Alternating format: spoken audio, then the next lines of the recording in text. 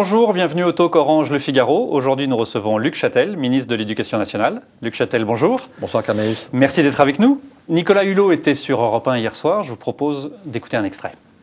Je pense qu'un référendum, mais un référendum dans une immense transparence, avec le temps nécessaire pour que les Français et les Européens puissent choisir quelle politique énergétique. Il faut sortir du nucléaire. Maintenant, reste à fixer les modalités, pas n'importe comment. Nous avons une singularité en France, puisque près de 90% de notre électricité vient du nucléaire, et on ne peut pas en sortir comme ça par un coup de baguette magique, mais il faut garder ça comme objectif. Alors le son n'était pas très bon parce qu'il était en direct d'Amérique du Sud où il termine les tournages.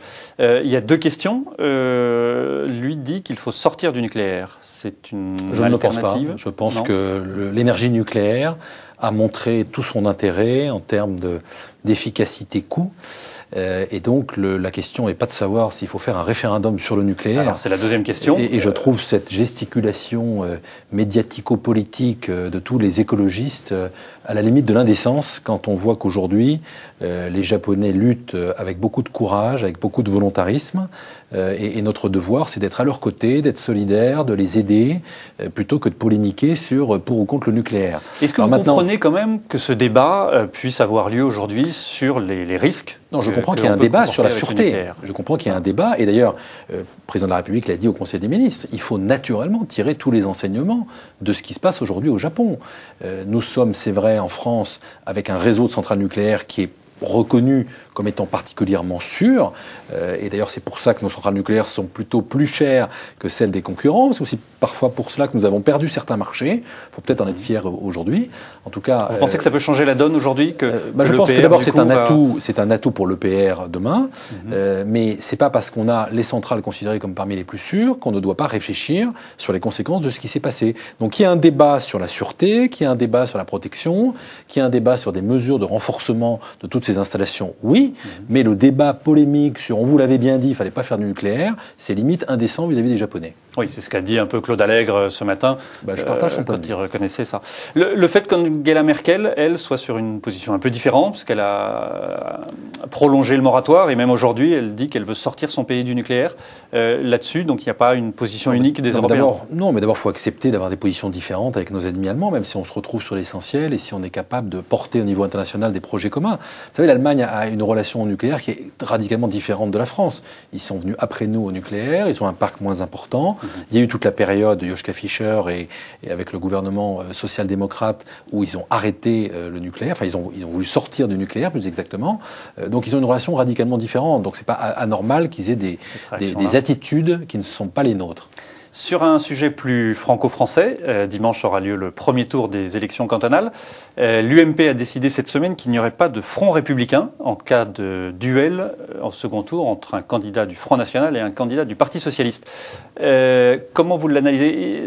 On a l'impression qu'il y a un peu un recul par rapport à des positions antérieures où là, il y avait un front républicain si jamais un candidat du Front National était opposé à un candidat du Parti Socialiste. Non, écoutez, vous êtes un observateur averti de la vie politique. La stratégie de l'UMP n'a jamais changé. Pas d'alliance avec le Front National, parce que ça n'est pas nos valeurs. Ensuite, pas d'alliance avec le Parti Socialiste, parce que nous ne partageons pas les mêmes convictions. Comment aller voter pour un candidat socialiste à une élection cantonale, alors que nous combattons à longueur de journée la gestion des collectivités locales du Parti Socialiste? Donc, la position a été rappelée au bureau politique cette semaine. Effectivement, ni alliance avec le Front National, ni Front républicain. Et puis, excusez-moi, c'est quand même un peu curieux. Non mais attendez, c'est pas le sujet. On vote dimanche. Dimanche, il y a le choix. C'est quand même un peu curieux, avant le premier tour, d'aller expliquer que peut-être, si jamais on n'était pas au deuxième tour, on réfléchirait éventuellement à discuter avec certains. Non, ça marche pas comme ça. Nous, on défend nos couleurs, on défend nos convictions, on défend notre drapeau, on sort notre drapeau, celui de l'UMP, et on essaie de gagner.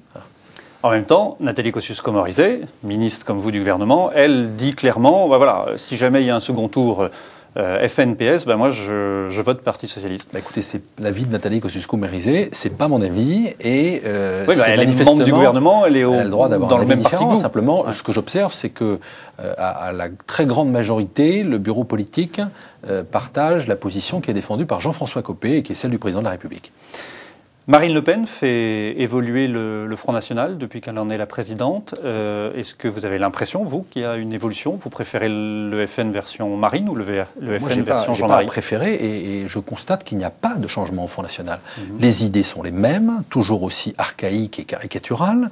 J'entendais les propositions de Marine Le Pen sur l'agriculture ou sur l'Europe, ça fait froid dans le dos. Si vous voulez. Est-ce que vous pensez que sortir de l'Europe pour avoir une politique agricole plus adaptée aux besoins des paysans français soit la solution? C'est d'une absurdité totale.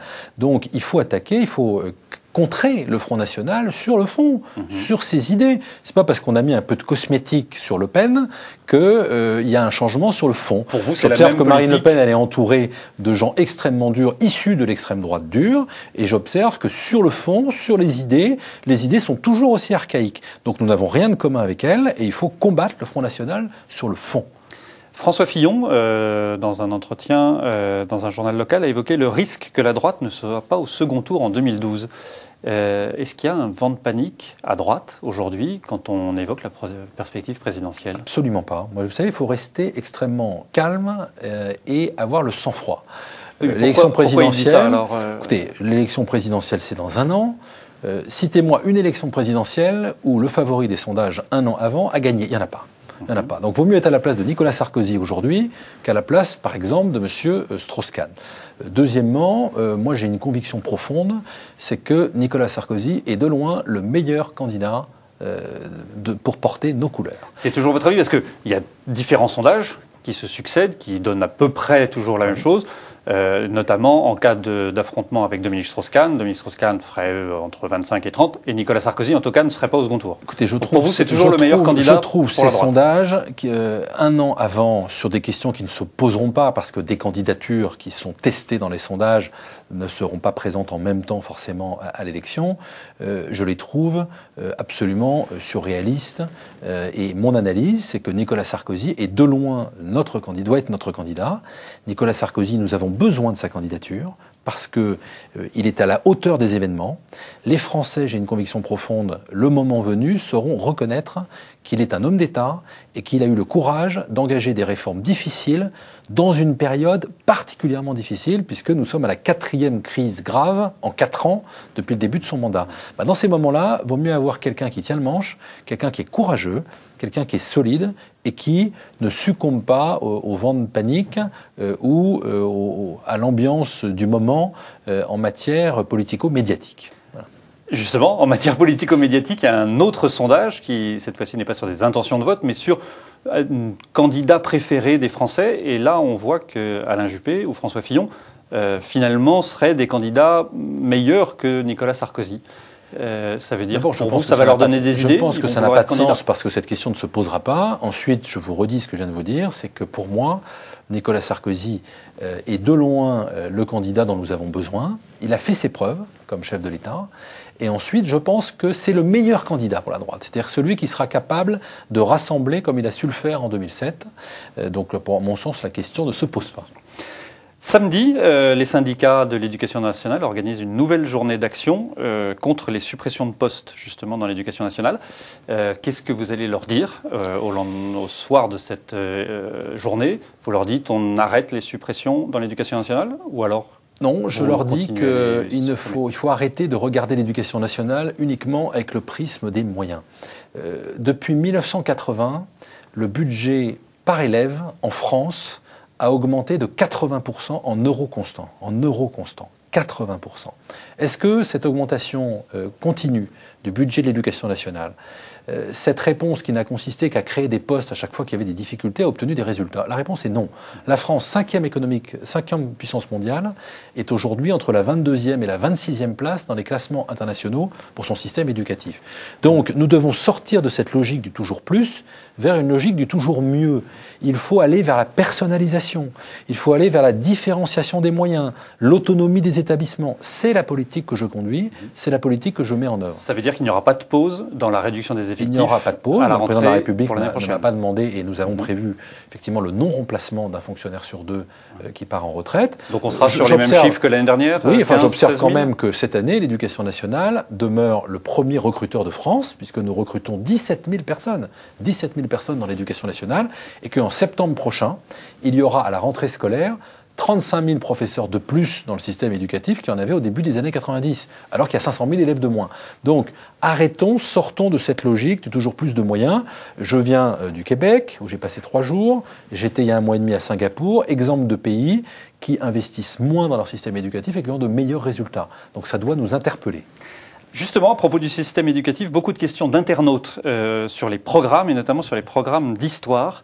L'année prochaine, l'un d'eux vous dit François Ier, Henri IV, Louis XIV, Napoléon vont être réduits à leur plus simple expression dans les programmes de l'année prochaine au profit des empires africains de Songhai.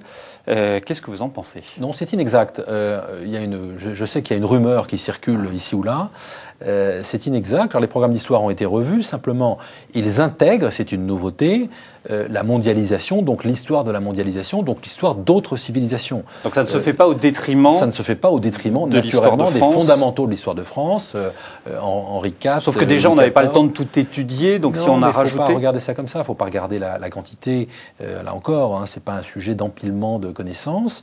L'important, c'est que les élèves puissent connaître leurs fondamentaux, c'est-à-dire l'histoire de leur pays, mais en même temps avoir une ouverture sur le monde. C'est indispensable avec la mondialisation. Luc Châtel, merci d'avoir Merci à répondu à vous. nos questions. À demain pour un nouveau talk.